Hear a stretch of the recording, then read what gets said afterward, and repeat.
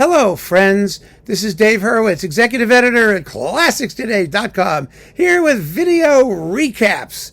And today I'm going to I piled together for your delectation with links right below this video, bad piano concertos.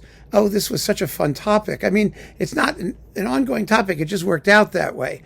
But there happened to be a couple bad piano concerto videos that have been extraordinarily popular. They've just maintained their basic appeal for some reason that I can't quite understand. And it's really kind of interesting to go through them again. The first, it hit a something in the YouTube algorithm. I wish I knew how that worked, because all of a sudden I got this whole pile of new comments on the worst piano concerto ever video. That's the Heraclius Jabadari piano concerto in A major minor A. It's an A. There's something about A. It is absolutely the worst piano concerto by anybody. Maybe the Ferdi Grafé piano concerto runs in a close second. But, you know, the funny thing about it is that when you do something like that, you say it's like the worst thing ever, all these people immediately try and contradict you, as if there's any point, by saying, oh, I like it. Well, I like it too. I think it's marvelous, but it sucks. You know, I've got a t-shirt that says that you can like whatever, you can like things that suck. Just admit it. I like it because it's bad. You know, other people have insisted it's not bad, but we don't have to pay attention to that opinion because it's completely meaningless. You know, it is absolutely wretched, incompetent, terrible. The performance, it's totally wonderful. An absolutely wonderful record, and there's some samples on that video where you can actually hear it, and you can cut right back to me and say, oh, it sounds like Scheherazade. Well, no, it doesn't really, but what the heck. Anyway, that's a really popular video, and I have recapitulated it down below so you can go see it. The other one was two horrible German piano concertos. The piano concertos by Max Reger and Pfitzner.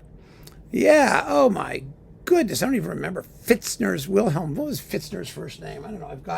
I have some Pfitzner around here somewhere. I don't know. Oh, there it is.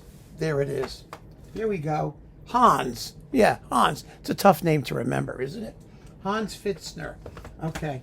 Yeah, you know, he was just another one of your, you know, normal, typical Nazi German arrogant bastard types who thought that he was really wonderful. Bruno Walter loved him. There was no rationale behind that idea. But there it was. So there's the Pfitzner and Reger piano concertos, which are absolutely monstrously bad. And a bunch of people, they're so devoted to these things. And that's a nice thing. I mean, it's good that these people have their boosters, and that these works have, you know, people who love them. There are good performances of them. I mean, the Reger has, the Rudolf Serkin recording, which is terrific, and the Pfitzner, well, who cares? But, people really, really get their gumption up when you say something that they like is terrible. And I don't understand that because, well, of course I understand it. It's because the suggestion is that they don't have the highest and most cultivated taste. And, you know, the reason they like these obscure pieces of trash is because the only reason for liking them is so that you could say that you have the highest and most cultivated taste. I mean, that's the whole concept. So, I sympathize. I really do. But anyway, they are absolutely dreadfully putrid, and so that's another video that caused a lot of excitement in certain musical circles. I was very proud of myself for that one because it stirred the anthill, you know. And once in a while, I mean, that's what criticism's job is, to a degree anyway. You know, to give opinions and have people share them, and you know, let things settle where they settle. Then, of course, the first two videos are just about like bad works, like lousy pieces of music. The last one is great music, horribly performed, and this is a thing that I keep by me at all times because it's just like one of the worst examples of anything. I mean, for hundreds of different reasons. It's the Beethoven piano concertos, you know, with this thing. The complete forte piano concertos, yeah, right, played by Arthur Schoenderverd, and the Cristofori, which is half a player per part. It's half an instrument. It's played with 2/3 of a violin and 6/8 of a cello and 1/12 of a double bass and 2/3 of an oboe on a dreadful sounding instrument. Everything about it's horrible. The playing is horrible. The instrument, the piano sounds horrible. The way that it's played is horrible. The sonics are horrible. It's horrible. There it was. And this one also actually got very little in the way of alternative views.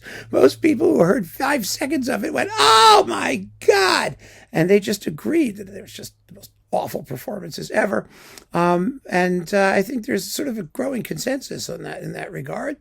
And I keep that set by me because it's just such a wonderful example of the complete and utter futility of trying to convince people that this music actually has a sense of style and an idiom and a way that it should be played, and that it really sort of illustrates how wrong the period instrument people can be while making claims to authenticity and just getting everything possible wrong. So that's a lot of fun too. And so there you have 3 videos all about bad piano concertos. It's a little mini niche. Maybe we'll be doing some more. I mean, there probably are more in there somewhere, but those are the 3 that came immediately to mind and the ones that seem to have a tremendous amount of staying power. So keep on listening, friends. Thanks for joining me. Thanks for subscribing, and give a listen to some of these terrible piano concertos. They are fun. I mean, fun in an outrageous kind of way, in different ways. Trash can be enjoyable, and we all have our moments when we succumb. So, here's a reason. Take care.